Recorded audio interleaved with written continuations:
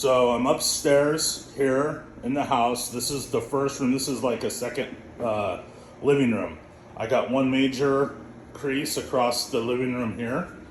Should be a pretty easy stretch going that direction.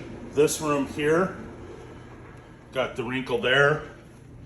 Kind of some little wrinkles out in here. We'll just stretch it that way, get that out.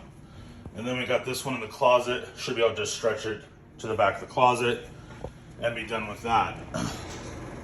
Where the work's gonna be is here in this hallway. We've got really this one and these two, and then there's just, it's hard to see it, but right there and right there. So I'm gonna have to stretch back into this closet. It's gonna be a little challenging. This room, other than there's no stretching here, well, I may, because it's a little loose, so I may just give it a quick little stretch. But basically we're looking at the dirt, the spills. This last room upstairs, wrinkles there, and just kind of loose across that traffic lane area. So we'll deal with that and then get this cleaned up as well. Stairs, we just have spills, basic stuff. They used one of the rooms up here as an office, so a lot of it is just coffee drips coming up the stairs. So that'll just be cleaning. And then down here, the other living room, right across here, we have the ripple. Got a ripple here. So we'll stretch it that direction. Of course, we'll be dealing with all the little stains. I'm hoping this little ripple right here, we can just stretch that out as we do the living room that way. Shouldn't be a problem. And then this last room here, we don't have any stretching to do, but this is probably the dirtiest room as far as spills, but should be able to get this all stretched and clean, no problem. Like I said, the hallway upstairs is going to take me the longest. It's going to be the most amount of work.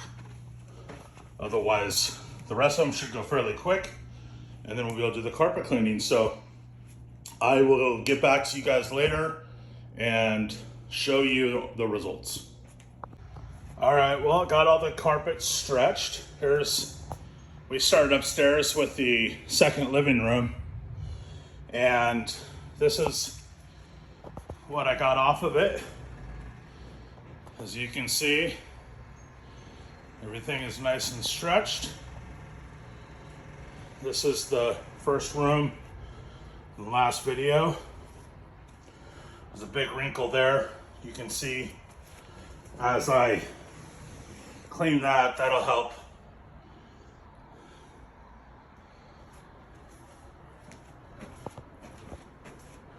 And no longer a ripple in there. The hallway turned out well. I still have to put the doors up, but I wanted to leave them down. You can see that was the big ripple. And that was just simply, that's again the leftover. I've shared this before. A lot of times when there's a ripple, it's been there for a while, it leaves a crease, but that is flattened out. And all the wrinkles are gone, stretched into the closet here. So I'll be putting, once I vacuum, put the doors up, and then I'm gonna clean. Going into this room, we had the ripples right here and just some over there. Pulled all that out. So that room is done. And then back downstairs to the living room. This one took a little more work because of the original install.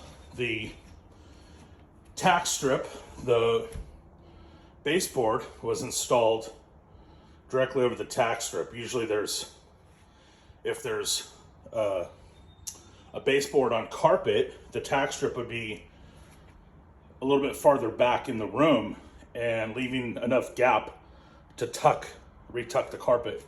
In this instance and down here, it was not. And so I had to trim it pretty close to get it to tuck. It's a lot more work.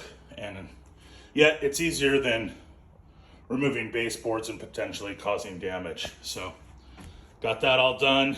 Go back here. This was our main wrinkle was across here.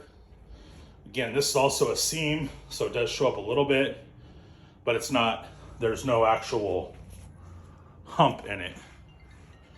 So, and there was a little bit of wrinkles back here, and those are all out. So that's the pile from that. So definitely got a lot of stretch out of all this, and we're good to go. So I'm gonna be getting ready to clean the carpet now.